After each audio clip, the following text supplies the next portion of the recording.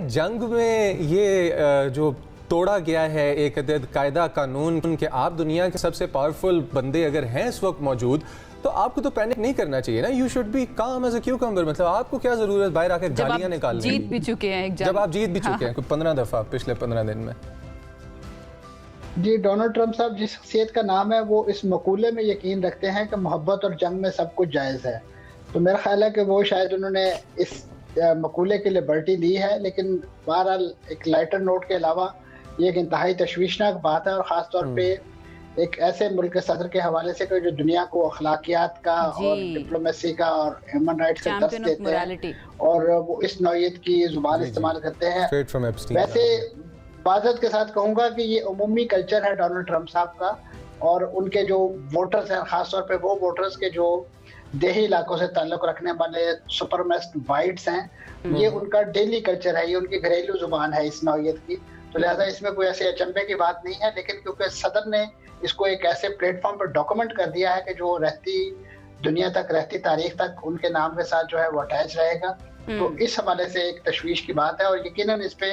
खुद इस वक्त डेमोक्रेट्स और रिपब्लिकन दोनों के सफ़ों में बड़ा गुस्सा भी पाया जाता है, और वो कॉन्स्टिट्यूशन की कुछ ऐसी प्रोविजन इन्वोक करने के हवाले से भी बातें कर रहे हैं कि जिसके तहत इनके खिलाफ तारीखी कार्रवाई हो। अगर वो फिल वक्त ना हो सकी तो आने वाले दिनों में मिड टर्म इलेक्शन की सूरत में यकीनन इस तरह के ट्वीट का हिसाब भी देना होगा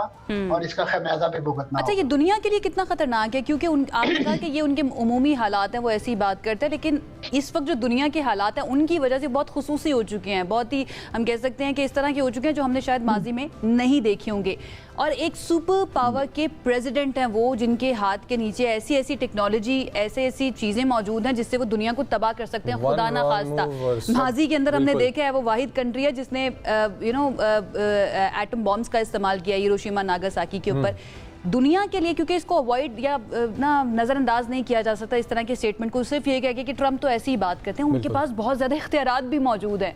दुनिया को क्या करना चाहिए? पहला कोर्स ऑफ एक्शन दुनिया का क्या होना चाहिए, या यूएन का क्या होना चाहिए? देखिए जी, यूएन के प्लेटफॉर्म को तो जिस अंदाज से उन्होंने रिडंडेंट कर दिया है, और ख़ास तौर पे आपके सामने है कि जो गजा जंग पिछले 2-2.5 साल जारी रही, उसमें जिस अंदाज से उससे इदारे की पामाली की गई, वहाँ के इदारों को बेतौकीर किया गया और काम करने की इजाज़त नहीं दी गई, और उसके साथ साथ जिस तरीके से अब उस इदारे को 5 ताकतवर मुल्कों ने अपनी एक बिल्कुल बांदी बना के रखा है, जिसके मुल्क के मफाद के खिलाफ कोई बात होती है वो उस करारदाद को या उस फैसले को वीटो कर देता है। और यही वजह है कि इस वक्त आपसे ना तो गजा की जंग जो है वो किसी करवट बैठ सकी, और ना ही ये जो मौजूदा जंग है इसको कंट्रोल करने के।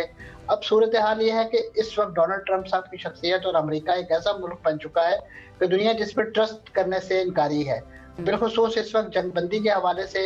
या अपना हुर्मुज़ खुलवाने के हवाले से जितनी भी तजावीज़ सामने आ रही हैं, वो सिर्फ एक नुक्ते पर आकर अड़ जाती हैं, रुक जाती हैं कि डोनाल्ड ट्रंप साहब की जमानत कौन देगा, इसराइल की जमानत कौन देगा। क्योंकि इन दोनों मुल्कों ने अपना जो ट्रैक रिकॉर्ड है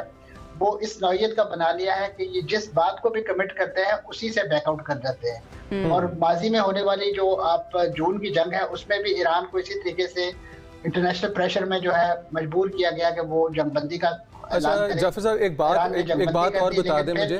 कि यहाँ पे जो ईरान की तरफ से जो खबरें इस टाइम पे ग्लोबल मीडिया के अंदर सर्कुलेट कर रही हैं वो ये हैं कि ईरान की तरफ से एलाइज को ऑफर की गई है कि वो अंडर सर्टेन कंडीशंस अपने बिजनेस का ट्रेड जो है वो हॉर्मुज़ के अंदर से ला ले जा सकते हैं। क्या आपको लग रहा है कि ये प्रॉब्लम ट्रंप के लिए बहुत बड़ा और बहुत फ्रस्ट्रेटिंग है कि the allies are suffering right now? आप यूरोप में देखें, तेल की प्राइसेस, हर चीज़ की कीमतें, हर चीज़ बहुत ऊपर चली गई हुई है। वो अपने कंफर्ट के लिए ट्रंप की जंग से निकलना चाहें, क्या ट्रंप डरे हुए इस बात से?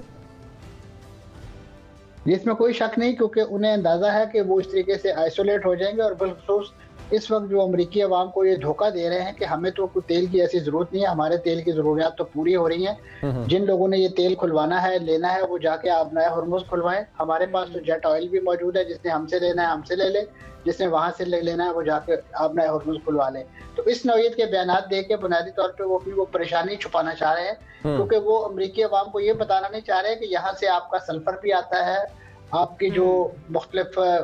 जो दीगर प्रोडक्ट्स हैं जिसमें आपकी खादें आती हैं, आपका इसी तरीके से यानी जो रेयर अर्थ मिनरल्स हैं वो भी यहीं से गुजर के जाती हैं। तो वो दुनिया को सिर्फ तेल का नाम दिखा के, क्योंकि इस वक्त बुनियादी तौर पे वो एक ताजर है और खासतौर पे स्टॉक मार्केट में यकीन रखते हैं, और इसी वजह से जो इमीडिएट इम्पैक्ट आता है इस नौइयत की जंगों का वो तेल की कीमतों पर आता है, और वो तेल की कीमतों के उतार चढ़ाव में वो खुद इस वक्त सट्टेबाजी में भी मुलव्वस है। इस स्टॉक मार्केट में वो जो उतार चढ़ाव है उससे खुद फायदा भी उठा रहे हैं, इसलिए वो सारे अमरीकियों को तेल का असीर बना के उनको धोखा देने की कोशिश कर रहे हैं। हालांकि लॉन्ग टर्म बेसिस पे न सिर्फ अमेरिका, यूरोप, पूरी दुनिया जो है सिचुएशन के बारे में ना कोई तकरीबन 100 साल से पहले इकबाल लिख के गए थे कि दियारे मगरिब के रहने वालों, खुदा की बस्ती दुकान नहीं है। ये बड़ा ज़रूरी है ये समझना, क्योंकि ये सिर्फ ईगोज़ की जंग नहीं रह गई है, बिजनेसेस की जंग बन चुकी है और